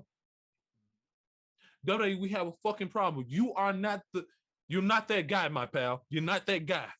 You're not anymore. And if I got back in the ring right now and you offer me a contract, I would turn it down. I will go to Impact Wrestling or motherfucking AEW. By them signing CM Punk, a guy who said he was fucking done with wrestling. Now, mind, he never said he hated wrestling. He hated sports entertainment. There was two different things. He explained it. But the fact that he didn't want to speak on wrestling for the 7 years he was gone, the fact that AEW was able to convince him to come, that shows something. Let's fast forward. Daniel fucking Bryan. Your biggest babyface you had since probably the debut of Rey Mysterio. Hell, bigger than my favorite wrestler, John Cena. Not popular, no mainstream wise. We can say that. Of course, John Cena mainstream famous. Daniel Bryan, he became mainstream famous. We can say that, but not as big as John Cena. But your biggest babyface in years in Daniel Bryan, you couldn't even fucking convince him to stay. He's at AEW. Adam fucking Cole. Adam Cole, ladies and gentlemen. First of all, the Twitch situation, that was bullshit. Should let these wrestlers have another source of income, like Dwayne stated. They're not doing live events. Most of them not even using their real name on there. Most of them not even using the name that used to call so-called own. Big facts. You break up the Undisputed Era. Okay, cool. It's cool to break them up in NXT. You should never do that. You should put them on the fucking main roster. Oh, but no, when you decide to put Adam Cole on the main roster, you didn't want to put him on the main roster as the fucking wrestler. You want to put him on the main roster to be somebody manager because you just like his mic skills, like Adam Cole didn't have the best fucking matches in NXT history. And you want to change his name for a commentator who's well past his prime. You are destroying your company. Y'all are talking about WCW. You used to talk shit about WCW. You made a DVD called The Rise and Fall of ECW and WCW. You're doing the same shit right now. It's gonna eventually we're gonna get tired of Roman Reigns. Eventually, we're gonna get tired of Brock Lesnar. Eventually, we're gonna get tired of Edge as much as we love him. Eventually, we're gonna get tired of Bobby Lashley Reign not because of Bobby, because you ain't getting nobody against him that's a good competitor. You saw what happened to Drew fucking McIntyre. We got tired of him. We're going to eventually get tired of Randy Orton. You are destroying your company. You release half your talent. There's no way Buddy Murphy wasn't supposed to be on TV for a whole year before you release him. There's no way Aleister Black was supposed to be on TV for 6 months before you release him. You're fucking destroying the company. WWE, you have a problem. AEW is growing right now. You don't believe me? You guys don't want to believe me? You go on the website if you don't want to pay for it, find a free wrestling website. Go back and watch this past AEW pay-per-view All Out. That was an amazing pay-per-view. That was the best wrestling pay-per-view I've seen in years. It was better than a WrestleMania. The Super Bowl of wrestling. And you tell me this show was better than the Super Bowl of wrestling? You telling me CM Punk had a match with Darby Allin? Fucking amazing. Kenny Omega versus Christian? Fucking amazing. With the debut of Adam Cole and fucking Dan Bryan at the end. From top to bottom. Now, WWE, I'm not going to shit on almost your pay-per-view, but your pay-per-views haven't been top to bottom good like how All Out was. WWE, your pay-per-views either start off hot, drag, get back hot for this match, drag, main event. You start a main event all fucking good, and you fuck it up somehow with disqualification or a pointless interference. Let's go back. Dwayne, we talked about this with Josh. We talked about this, how Friday Rampage had you excited. It had you fucking excited seeing CM Punk, and then the matches, the rest of the show, it felt like a wrestling show we've been wanting for years. It felt good to be a wrestling fan. Then the next following night, SummerSlam, there's no way I was supposed to be falling asleep. There's no reason why Josh was supposed to fall asleep. There's no reason why you were supposed to be like, WWE, you have a fucking problem. Oh, see, ladies and gentlemen, I'm breaking down. Save that one for the highlight reel, people. There you go. There's so passionate, the man drops his camera. Like, I'm sorry. It's like WWE, in no disrespect, like I said, WWE was my first love, my favorite wrestling company. But you're not that guy no more. You have a problem. I don't know if you need to fire Nick Khan. I never want to see nobody lose their job. I don't know is Bruce Pritchard, because since he came back, stories got terrible. I don't know what it is.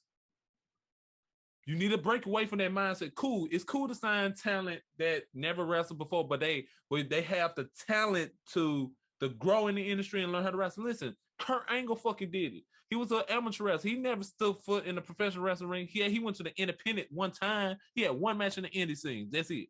Brock Lesnar. Yeah, but not everybody could catch on quick as Brock Lesnar and Kurt Angle. Who else caught on that fast? Probably never had no history in the business. Bianca Belair. That's the only person I could think of. People say Montez Ford. No, you can't. Montez Ford been a fan of wrestling since he was young. So you can't do that. You need to sign some established independent wrestlers to help grow. You did it before. Vince, I don't know if Vince McMahon He's getting old. I don't know, because he got Bruce Pritchard. These folks in his ear, they want to relive the 80s. It's not the fucking 80s no more. Even Mick Foley said it. Even Booker T, even though he shitted on CM Punk, he came back and said, you know what, yeah, we need to get back right. Yeah, WWE, I agree with Mick. Now, Dwayne, I'm gonna let you speak now, because I want to know how you feel. Do you feel like this is a huge problem for WWE? Just think about the signings: Andrade, Aleister Black, CM Punk, Bryan Danielson, Adam Cole, all this shit that's going on. The 50-50 booking with WWE, the crappy storylines, the shows being make you want to fall asleep. We can't even stomach a full episode of Monday Night Raw. It's a damn shame. Even though I was a fan of SmackDown during the brand split. It's a damn shame that I'm more excited for SmackDown. And that's the only thing I want to watch. I don't even want to watch a WWE pay-per-view. I don't even want to watch an NXT pay-per-view, especially how they fucking destroyed NXT. I'm scared to watch NXT this Tuesday to see how the new NXT gonna look. So knowing all this, how do you feel, man? Numb, because this is not a surprise to anyone. If you know, this has been something that's been for the last 3-5 years. You mentioned all those recent names, and forget the names before that. Your Cody Roses, your Dean Ambroses, aka John Moxley's, Chris Hero. You know, you mentioned all of these individuals, your Miros, guys that should have been your main event top stars by now. You buried them. And I love John Cena with all my heart, but there's no way John Cena was supposed to beat Rusev. If he did have Rusev at this time, 2017, Rusev's Day was the most over thing in the WWE. Carl Anderson, Luke Gallows. There's no way that AJ Styles and Finn Balor were supposed to be the only two big in the WWE, but Luke Gallows, Carl Anderson, probably one of the biggest tag teams ever in the wrestling industry. And you tell me, when you did let them win the titles, you did them in crappy storylines. Like, there's no way. Mike Kanellis, Maria, come on, what? Tony Nese, Buddy fucking Murphy.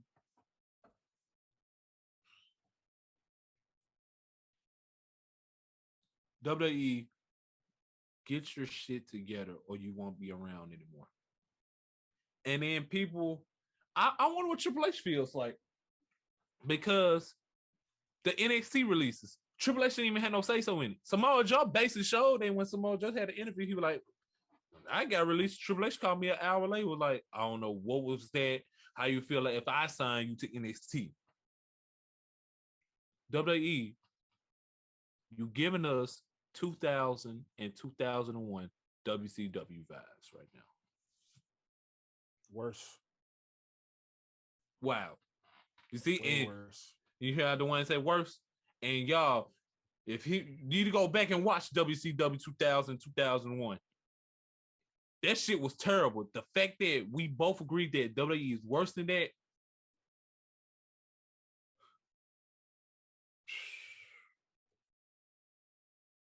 I don't know. Like, I don't know, Dwayne. The company is going to shit right now. I don't even know. It's got to the point, like, I watch highlights now. SmackDown is the only show I sit through. And the only reason I sit through because of Roman Reigns and Finn Balor and how the story going to go with Brock. And, I try to get my support, like, for the Sasha, Bianca, the Street Profits and stuff. But no way. WWE got too many shows for that to be the only show I watch. Do you feel like it was pressure on them to put together a good show in Madison Square Garden the way they did on Most definitely. The reason I say that, for one, WWE still pissed at Madison Square Garden for letting Ring of Honor have a match there. And I feel like the pressure was coming because when AEW sold out their tickets in Queens, New York, how AEW said, y'all in for a treat, you in for surprises, and how this is going to be the biggest professional wrestling show in New York ever. So I felt like there was pressure because while y'all had to promote just for the dark matches, Drew McIntyre, Bobby Lashley, John Cena. Even on the show, you promoted Brock Lesnar, Becky Lynch. You putting all these prime size stars.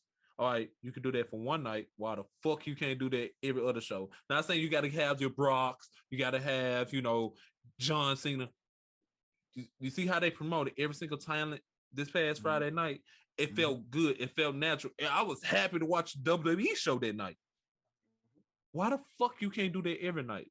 Why y'all? And then how you know it always be in the States. They know AEW gonna be there either a week or 2 weeks later. It always be in the States they be in later. Or a couple weeks before a big show that AEW promotes. All right, if you're gonna do that, then do that shit weekly. Because AEW is your competition. I'm not saying always have Brock on the show. I'm not always saying have John on the show. You got enough fucking talent to make the show feel special. You got enough talent. You had Cesaro. You got Cesaro. WWE. Yes, we know you was pressured to make that New York show good. We know this. But I'm telling you this. If tomorrow's episode of Monday Night Raw, as of right now, we are recording on Sunday. If Monday Night Raw is tomorrow. I don't know when the episode gonna come out. We just, I hit y'all with the bangers in the time of the week. But if y'all don't respond back tomorrow well on Monday Night Raw and respond well on Friday Night SmackDown, those million views gonna drop down to the thousands. I predict it. It might not happen right away this first week. I give you by November, you're gonna be in the thousands range, unless you do some fucking breathtaking. I know you're going to Saudi Arabia in October. Unless you do something from there that make us say, okay, I'm gonna watch some on Monday Night Raw and SmackDown, see how this continues. If the shit be bullshit, if it's trash, if it's garbage, if AEW responds back because AEW know that you're their competition, but they know how to fucking move, you will be in the thousands. USA Network gonna be like, we pulling the plug on Raw. Fox gonna say, okay, this was a bad investment. We regret not donate, but invest $1 billion in y'all. We pulling the plug on SmackDown. And then your ass gonna be looking stupid. And eventually the Peacock gonna say, we're gonna take the neck off. So, WWE, you have a problem. You can say, oh, we're not worrying about the hardcore fans, we're worrying about the casual fans. Even my girlfriend who was watching the show, she was like, what the fuck is this? She watched Friday Night SmackDown, she enjoyed it. But it's past stuff I showed her on YouTube of your current product. She just look at me like, what the fuck is this? But you show a casual fan AEW. For example, me and Dwayne got a friend named Julio. I was promoting the hell out the episode of Rampage with CM Punk was room, which he actually did show up, but of course it was rumors at first. We didn't know he gonna really show up now. I was promoting it in our group. Our friend Julio said, I'm gonna tune in. Me and Dwayne were both texting Julio. Even Julio made a post just by the CM Punk debut, by seeing the matches. He said the aura was awesome for him. And then he said, hold on, I see Sting. Okay, cool. This AEW is doing the casual fans thing right. Because the casual fan gonna know a guy from the 80s and 90s. They see Sting, and his first thing was like, hey, Dwayne, who this guy next to Sting? Dwayne went deep, said, oh, that's Darby Allin, one of their top talents, a young guy. Now Julio got some interest in Darby Allin. That's how you fucking bring casual fans over.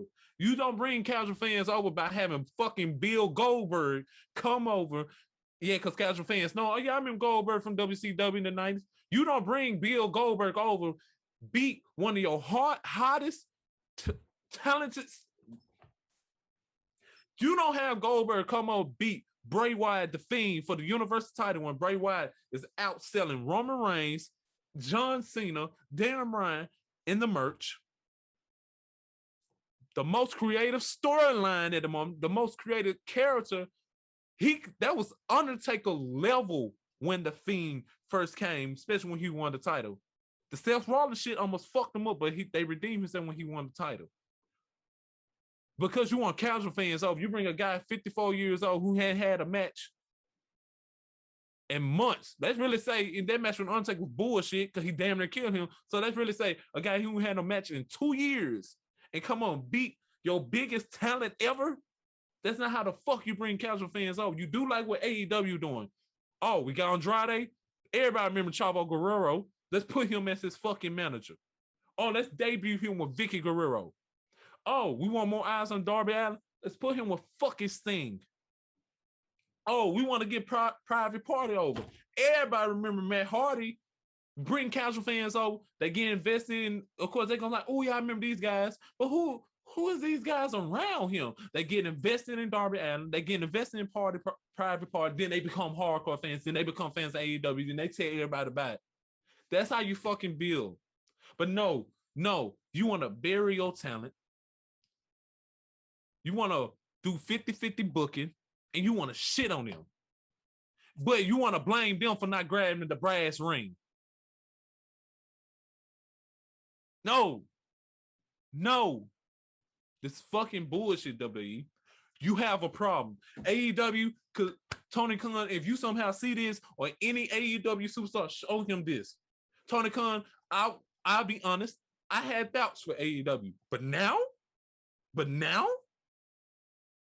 you can call me an AEW mark if you want to. I love this fucking company because I love how they doing. Because I'm telling you right now, just the Julio situation I told you about. Our friend Julio, me the one I have. I told you, it's just that little shit like that. He just was like, oh yeah, I remember watching Sting when I was young. Ooh. But that guy next to him, that young guy, he looked interesting. I don't know if he kept up the product. That's up to him. That's his prerogative. But AEW did their job right though with it. It's up. Y'all worry about since they said the wrestling industry, they cater towards casual fans so they can bring them over. It's up to them to watch. Cool. But the way that AEW do it, if I was a casual fan, okay, let's do this for example. I know CM Punk, right? I love CM Punk. If I heard about CM Punk returning and I ain't know shit about Darby Allin, I was like, who is this Darby Allin guy? He called out. Okay, I'm watching the highlight on YouTube. If I'm so interested in CM Punk as a casual fan, because I remember his days when I was a hardcore fan, let me tune in to AEW. Let me see what this Darby Allin got about. Or let's go even further. Let me look up the Darby Allin clips. Let me look at what he doing in AEW. Oh, okay, I'm interested. Ooh, I'm gonna watch AEW Friday or Wednesday night. Hey, I might watch it. Oh, I said they got a show on Monday nights on YouTube. Oh, I said they got a show on Tuesday night on YouTube. Let me watch that real quick. Let me see if he gonna. That's how you fucking bring casual fans over, especially if you want to use old talent. And another thing too, it's some casual fans who looking at AEW because it was more guys he said he saw on the show who wasn't around the older guys. He like, oh, they gotta look interesting too. Who is that? That's how you bring casual fans over. You don't bring casual fans over bearing your fucking talent because of old guys. No disrespect to the part-time. I love John Cena all my heart, but let John Cena have beat Roman Reigns at SummerSlam. I'm shitting on that. Let Brock Lesnar beat Roman Reigns. And I'm happy that Brock's back. I'm happy Brock is a babyface. I love Brock Lesnar. But let him beat Roman right now. Let Goldberg come. Let Goldberg have beat Bobby Lashley at SummerSlam. This is not right, WWE. You is not the company people want to watch anymore. As a talent, you're not the company that people are quick to say, I sign with WWE. You're not that company no more. The one, and I know you got some things. I'm sorry if I know but it hurts me to say that because WWE was the it thing. That was the company, and now you bullshitting because you worried about casual fans, or you got nonsensical yes men around you because they got it out for some talent. This is dumb. It's just dumb.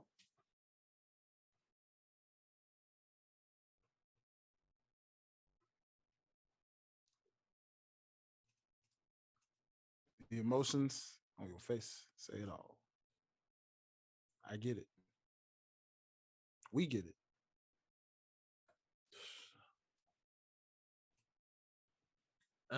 Man, listen. Wake And up, I just WWE. Wake and up. WWE, please wake up. And then when I say WWE, I'm not gonna put the blame on everybody. WWE. Like Triple H, I'm not gonna put the blame on Triple H because you saw what the fuck he was doing in NXT before Vince trying to put his little fingers in him. So Triple H, I don't know if this somehow gets to Triple H. I am Tramont is on another level, but Triple H, you watching this? It's not you. It's not you at all. I don't mean to disrespect your family. It's your fucking father-in-law. Be honest with you. AEW, I thank you. Like I told Dwayne back on Lights of Botch, even on private conversations, CM Punk's debut reignited that fire. It brought it back. I was not saying I wasn't watching. I watch wrestling damn near every day. Every day. Even when it comes to old clips or me just listening to wrestling music or playing the game. I'm involved in professional wrestling every day.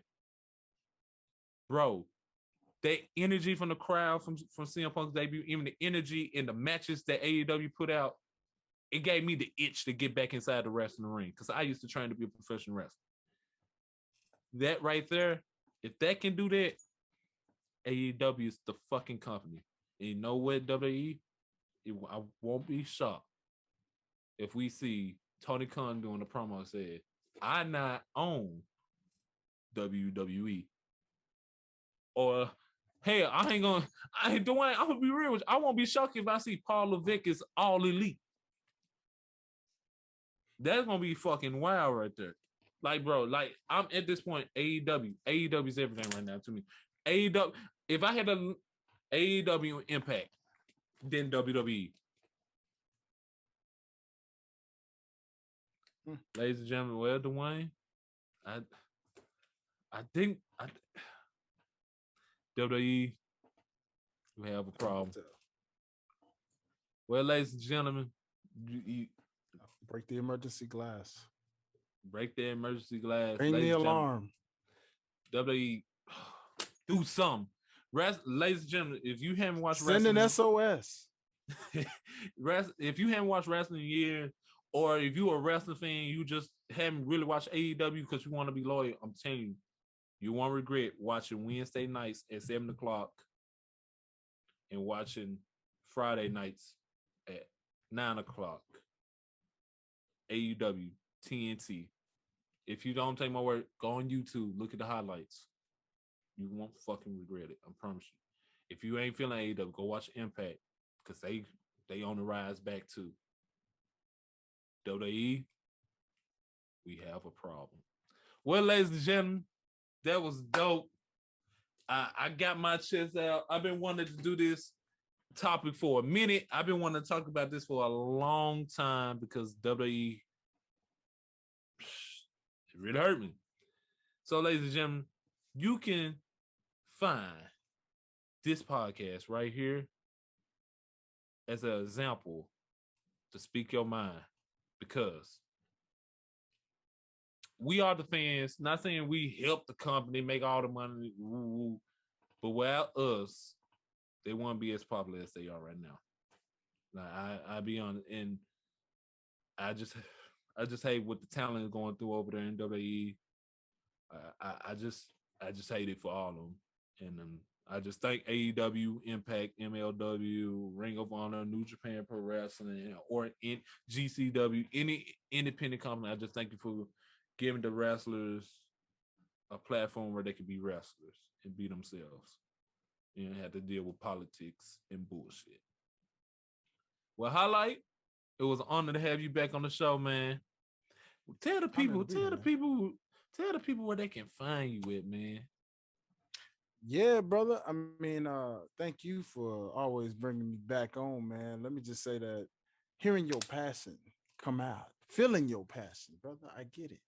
I'm right there with you, man. And you know what? Yeah, bro. I hope things continue to get better because they're gonna get worse if they don't from here, and that's the scary part. But find your boy at well, anywhere really. You can find your boy at Highlight Life, HILITE Life, or follow the Life's a Botch podcast at Life's a Botch podcast, both on TikTok and on Instagram, man. Where we just gonna give y'all some entertaining pleasures. We're working on something for the YouTube, give y'all something real unique and real special. And yeah, y'all already know, man. Thank y'all so much for always rocking with your boy. Keep on rocking with my boy Tramont, because he got a lot of stock for y'all, man. You just don't know. You ain't seen it yet. Wait till the show. I'm telling you, this man's a genius. It's coming out. All right. Putting my boy over. Got to put my boy over because he put me over earlier. So I got to put him over and let you know this young creative genius is coming for your head. All right. I am Tramont. It's on the surface. All right. It's coming. Yes, sir. It's coming. Yes, sir. Yeah. Ladies and gentlemen, where you can find me, first of all, you can find me on otsguys.com. You know where else you can find OTS guys? You can find Life's a Botch, Past the Op, Realish, Fans, come all different OTS content. We got so many podcasts, bro. It's so many. It's a lot. You can find our YouTube channel on there. It's everything, bro. Just support. If you want to support I Am Tramont, Life's a Botch, Past Ox, Realish, all the things, just go on the website, go on OTS guys, subscribe to the YouTube channel, do everything. You can also find us you can find I Am Tramont on Apple Podcasts, Spotify, anywhere on your streaming service needs. And guess what? It's not just my podcast. Everything dealing with OTS. So you telling me I can listen to over 100 podcasts, over a lot of episodes on all my streaming needs? How? That OTS Guys website, it'll link you to everything. I mean, we are on YouTube for your visual aspects of a podcast. If you more of an audio person, like you work out, driving, doing some work, or just chilling, we on iHeartRadio. We on Spotify and Apple Podcasts, ladies and gentlemen, and many more. So please support OTS. We'll really appreciate it, and we are grateful for the listens and the subscribers that we received so far already. So we thank you. But if you personally want to reach out to me, you can find me on Instagram at Vibing with the 90s. And guess what? I Am Tramont will be making a special appearance on Instagram. But until then, I have an Instagram page for all my acting needs, my skits, my pictures, and everything. But I'm also post on at Vibing with the 90s. But you can also follow Tramont, Tramont. But if you want to see everything personal with the skits, pictures of me just acting silly, or you want to hang out with my personal life, at Vibing with the 90s. You can also find me on Facebook, Darron Tramont. Ladies and gentlemen, this was a great episode of I Am Tramont. Highlight is on there. I got to say, WWE, we got a problem. Peace.